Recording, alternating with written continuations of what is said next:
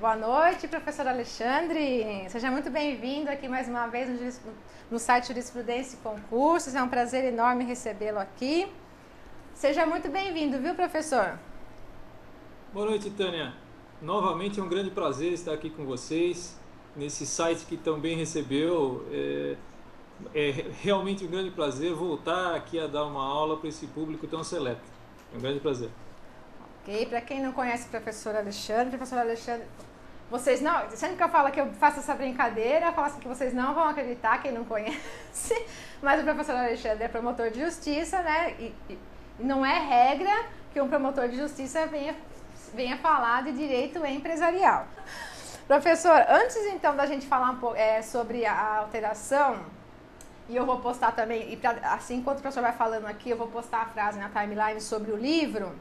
Eu queria que o professor falasse um pouquinho do livro que nós vamos sortear hoje. Enquanto isso, eu vou postando na timeline aqui a frase para o pessoal participar. Pode ser? Ok, Vamos lá, muito professor, bem. fica à vontade. Esse livro que nós vamos sortear hoje, ele é um livro que eu fiz juntamente com o professor Versosa. É um livro sobre sociedades anônimas. As sociedades anônimas, vocês sabem, elas são, vamos dizer assim, uma das matérias mais, talvez consideradas as mais difíceis, né? E às vezes as que os alunos saem com mais dificuldade no seu aprendizado. Esse livro ele é muito completo, ele traz uma abrangência muito grande das SAs, tanto da parte jurídica quanto da parte econômica. Né? Nós prestamos muita atenção nesse aspecto, para ensinar não só os aspectos jurídicos das SAs, mas também os aspectos econômicos. É uma visão completa do que se tem hoje de mais moderno nas SAs, além do que ele já abrange todas as alterações que houve na lei das SAs, incluindo debêntures, voto à distância, a questão, por exemplo, do conselheiro de administração não precisar hoje mais ser acionista. Todas essas inovações já estão abordadas no nosso livro. É a segunda edição dessa obra. Basicamente é isso. Professor, então vamos começar aí.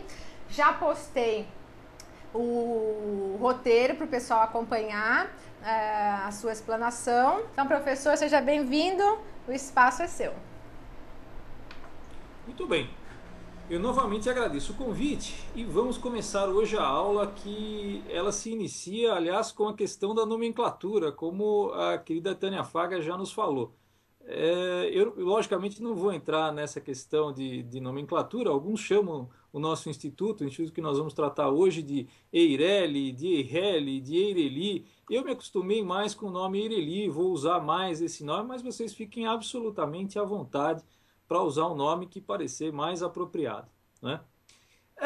A primeira coisa que nós precisamos entender é o porquê dessa legislação. Né? Por que sobreveio aí essa lei 12441 criando esse instituto da Eireli? E nada mais, nada melhor para que nós tenhamos a noção exata do porquê dessa lei do que nós fazemos um exemplo mais prático, um exemplo que se constitua mais próximo da vida de cada um, né, da vida de nós, da vida comum dos nossos cidadãos. Então, eu vou fazer um exemplo hipotético, obviamente, e aqueles que, obviamente, quiserem já responder aí pelo nosso chat, ficam à vontade, aqueles que não, fiquem também tranquilos.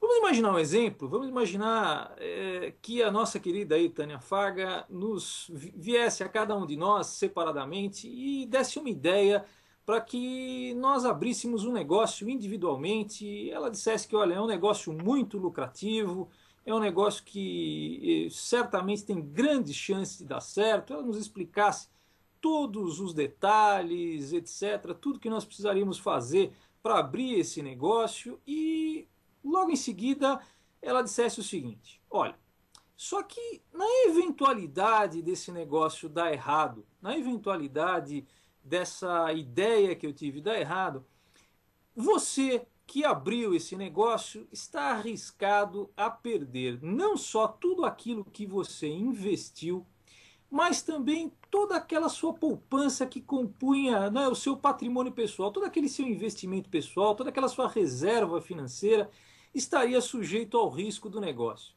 Imagine o seguinte, e aqui vai a nossa pergunta: será que você assumiria esse risco?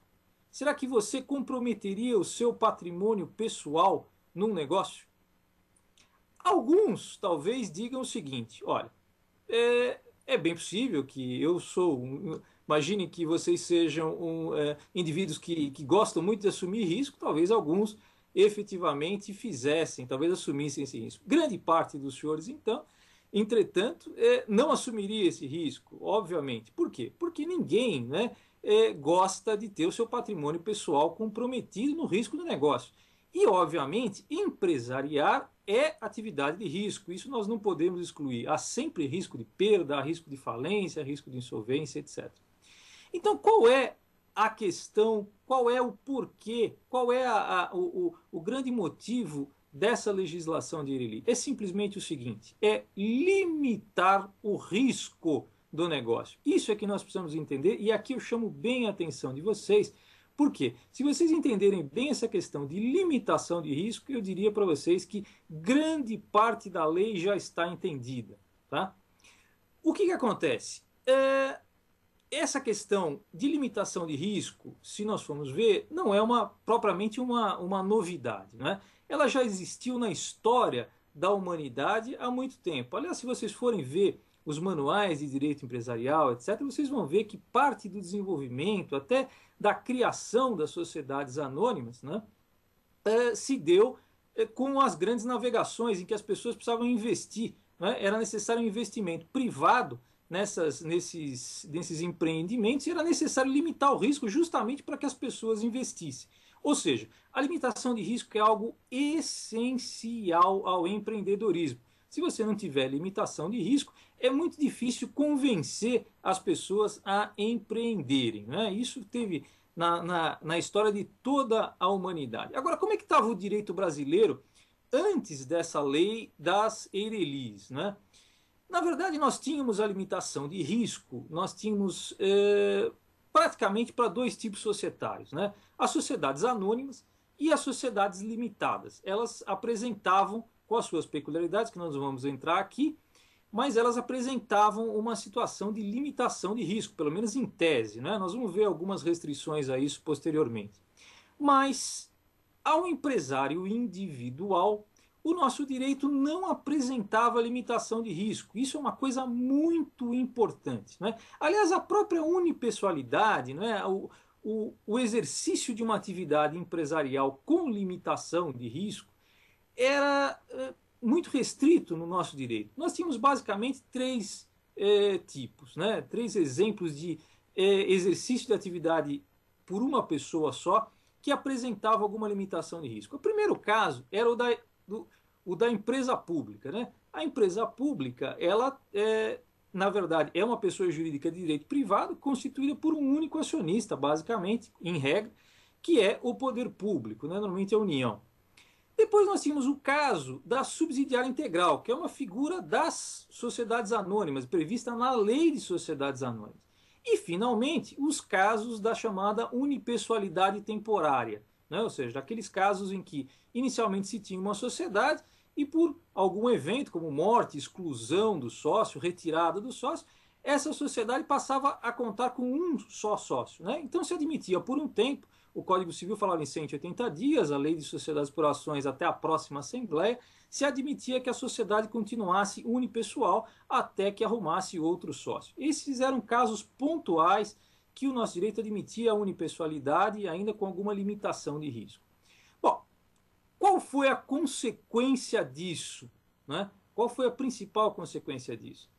A principal consequência disso foi que, na prática, nós passamos a ter alguns tipos societários que alguns diziam ser, alguns chamavam de sociedades de fachada. Né? Eram aquelas sociedades que nós vimos e que eram chamadas de sociedades 99-1, ou seja, aquelas sociedades que, na verdade, precisavam ter uma limitação de risco, queriam usar ferramentas societárias que permitiam limitação de risco, mas não podiam fazê-lo de forma unipessoal. Tinham que ter no mínimo 2 sócios. Então nós víamos aquela sociedade limitada em que um sócio, que era o majoritário, era quem constituía realmente aquela sociedade, tinha 99,99% das cotas, né? E aquele minoritário que só estava ali para completar o quadro social, né? Ele participava simplesmente para que se pudesse efetivamente constituir uma sociedade limitada, né? Essa foi a realidade do direito brasileiro durante muito tempo e hoje nós ainda convivemos com, né, com os resquícios dessa realidade, né? Agora, o que buscou então a Lei 12.441 ao instituir a ERELI? Foi justamente terminar com essa necessidade de que se constituísse uma sociedade, né, de fachada, se utilizassem mecanismos societários para, na verdade, um empreendimento que poderia ser explorado individualmente, né? Esse foi a principal questão que motivou a sobrevinda da Lei 12.441. Agora, o que é importante a gente dizer é que essa realidade de limitação de risco para o empreendimento individual, ela não é novidade no mundo e nem é novidade aqui no Brasil. Para vocês terem uma breve ideia, a Europa, tá, já previa mecanismos de limitação de risco para empreendimentos individuais, para empresário individual, já desde 1989. Havia uma diretiva, a 12ª diretiva da União Europeia já previa isso, imagina, 1989, para vocês terem uma ideia. Nos países europeus, às vezes isso foi até muito anterior. Para vocês terem uma ideia, em Portugal, eles criaram o estabelecimento individual de responsabilidade limitada, isso em 1986. Na Alemanha, nós tivemos essa limitação de risco em 1980, na França em 85, na Bélgica em 86. Na América do Sul, uma coisa interessante, o Paraguai já tinha isso em 1983 e o Peru em 1976. Incrível que pareça, aqui no Brasil, essa proposta, na nossa doutrina, não é nada, né? Ela não constitui nada de novo. Para vocês terem uma ideia, o professor Silvio Marcondes, ex-professor da Universidade de São Paulo, tinha um trabalho muito bom, muito considerado, muito citado nessa área, se chama A Limitação de Responsabilidade do Comerciante Individual, que é de 1956. Ou seja, a nossa conclusão é que nós esperamos décadas, na verdade, para ter essa limitação de responsabilidade individual do empresário, que não é nenhuma novidade, que nós só passamos a ter agora em 2011, praticamente em 2012 entrando em vigor, né? Bom, basicamente, como é que nós fazemos, como é que nós obtemos essa limitação patrimonial, essa limitação de risco, tá?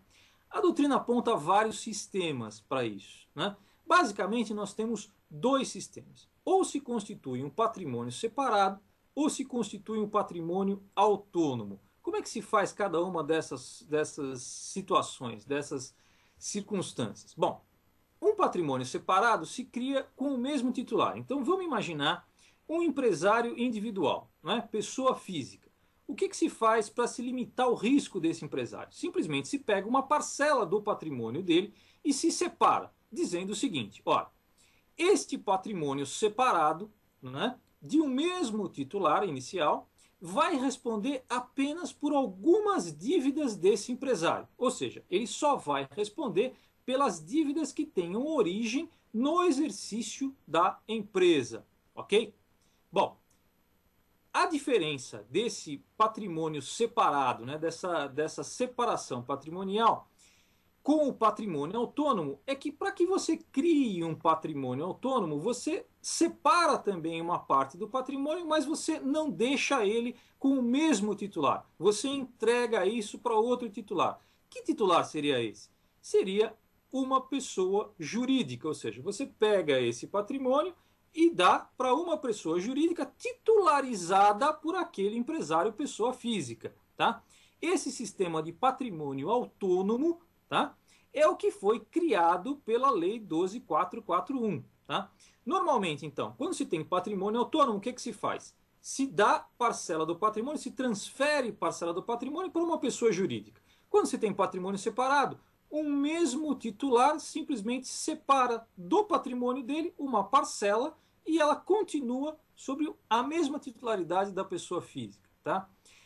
Isso são dois sistemas básicos que as legislações mundiais adotam. Aquelas que adotam patrimônio separado criam normalmente a figura do empresário individual, do estabelecimento individual de responsabilidade limitada. Esse último é o caso de Portugal especificamente.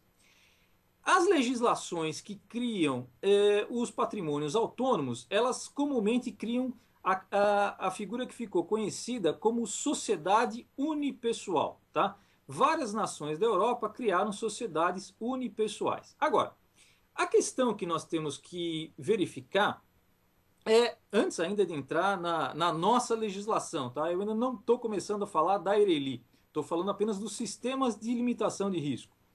O que nós temos que perceber são as vantagens e as desvantagens desses dois sistemas, ou seja, deixar um patrimônio separado com o mesmo titular empresário ou constituir uma pessoa jurídica e transferir esse patrimônio para essa pessoa jurídica, o que se chama de patrimônio autônomo. Bom, alguns dizem o seguinte, olha, fazem algumas críticas ao patrimônio autônomo, dizendo simplesmente o seguinte, olha, não é possível que nós tenhamos sociedades unipessoais. Por quê? Simplesmente por causa do seguinte, ser sócio, né, entrar numa sociedade é ser sócio de alguém, eu não posso ser sócio de mim mesmo. Né? Então, na verdade, essa questão de sociedade unipessoal é uma questão que esbarra primeiramente na questão terminológica. Né?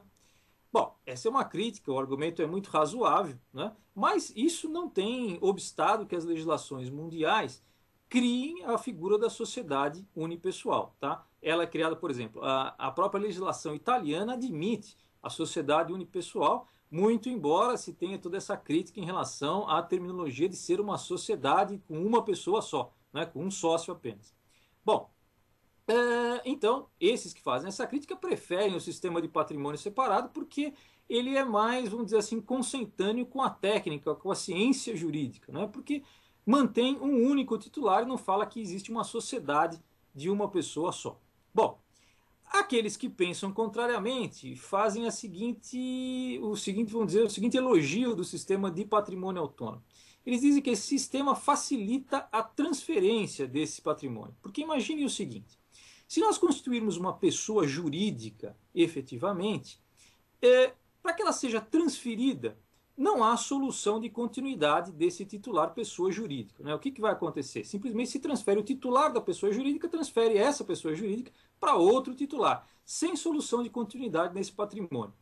Se nós tivermos um empresário pessoa física, imagine o seguinte, ele vai ter que destacar essa parcela do seu patrimônio e vai ter que passar esse patrimônio para outro empresário, outro titular, outra pessoa física, que pode gerar uma série de problemas. Porque imagine o seguinte, nessa transferência, nós vamos perguntar, por exemplo, será que vai ser tudo transferido para o outro patrimônio separado do outro empresário ou parte dele ficaria no patrimônio individual não separado do outro empresário? Isso gera um monte de problemas, tá?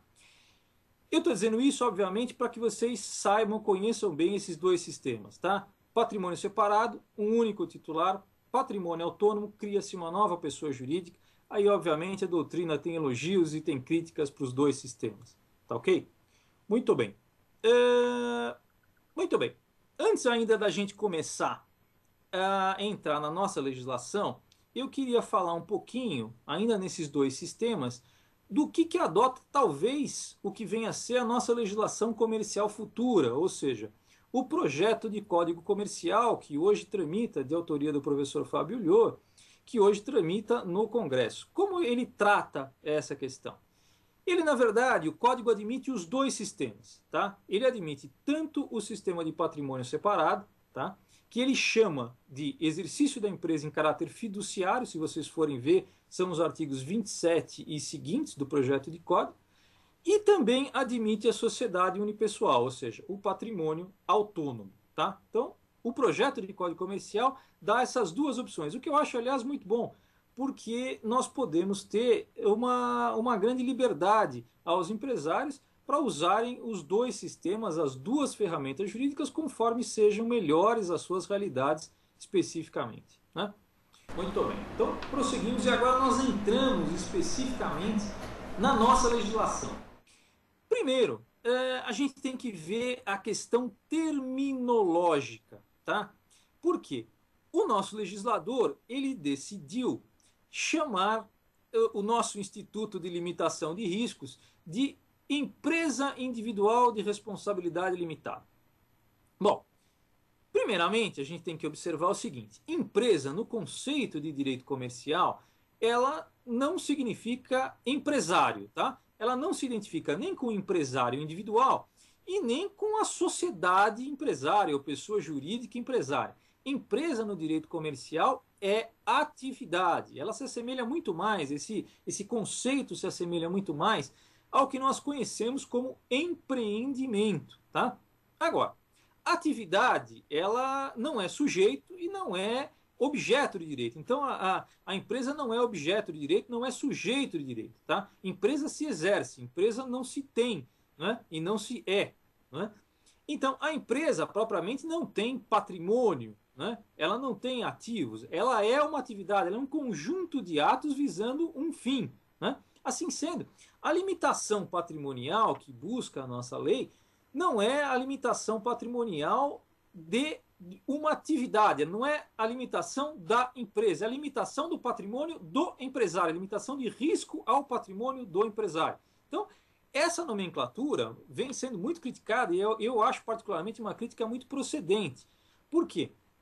A limitação de responsabilidade não tem nada a ver com empresa, tá? O legislador usou a palavra empresa no sentido de pessoa jurídica, o que não é a nomenclatura mais aprovada no nosso direito. Fica aqui, logicamente, a crítica, nós podemos usar, obviamente, e vamos usar muito essa nomenclatura de empresa individual de responsabilidade limitada, mas fiquem com essa ressalva importante, qual seja, a empresa não é a beneficiária dessa limitação.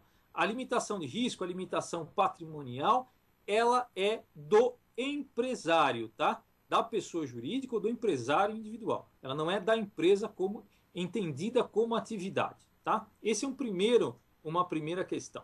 Bom, agora a primeira coisa que nós temos que ver é qual é a natureza jurídica da ERELI, né? O que ela é? Ela é um patrimônio separado, ela é um patrimônio autônomo, ela é uma pessoa jurídica, ela é uma sociedade, não é? O que afinal é a ERELI, tá? A figura criada da ERELI, ela foi feita com uma alteração no artigo 44 do Código Civil, inciso 6º, que na verdade introduziu uma nova pessoa jurídica, tá? Então o que nós fizemos? Nós criamos um patrimônio autônomo, ok? Nós criamos uma pessoa jurídica, essa pessoa jurídica vai ter um patrimônio próprio, um conjunto de ativos próprio dela, ok? E só que nós criamos uma pessoa jurídica que não é de caráter societário. Nós nem chamamos, né, nem usamos a terminologia sociedade unipessoal, como existe em várias legislações do mundo, ok? Bom, então qual é a natureza jurídica da ERELI? ERELI é uma pessoa jurídica, vejam o artigo 44, inciso 6º do Código Civil, tá? Mas importante, ela é uma pessoa jurídica de caráter não societário. Aliás, importante também para o pessoal que está prestando concurso anotar o seguinte: enunciado 469 do Conselho da Justiça Federal. O que diz esse enunciado? Esse enunciado diz o seguinte: diz que a empresa individual de responsabilidade limitada, a ERELI, não é sociedade, tá? Mas novo ente jurídico personificado. Isto é o que diz o enunciado 469 do Conselho da Justiça Federal.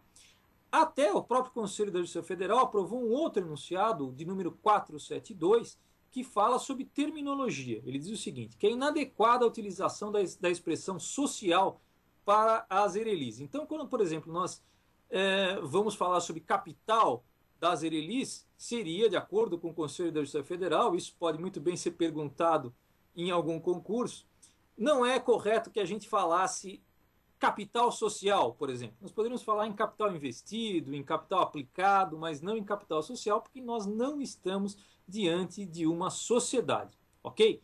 Então, fixando, repassando novamente. ERELI, natureza jurídica, pessoa jurídica de caráter não societário, ok? Muito bem. Passamos então adiante. Uma coisa muito importante para que vocês tenham em vista, tá? A criação das ERELIs, ela não extingue a figura do empresário individual, tá?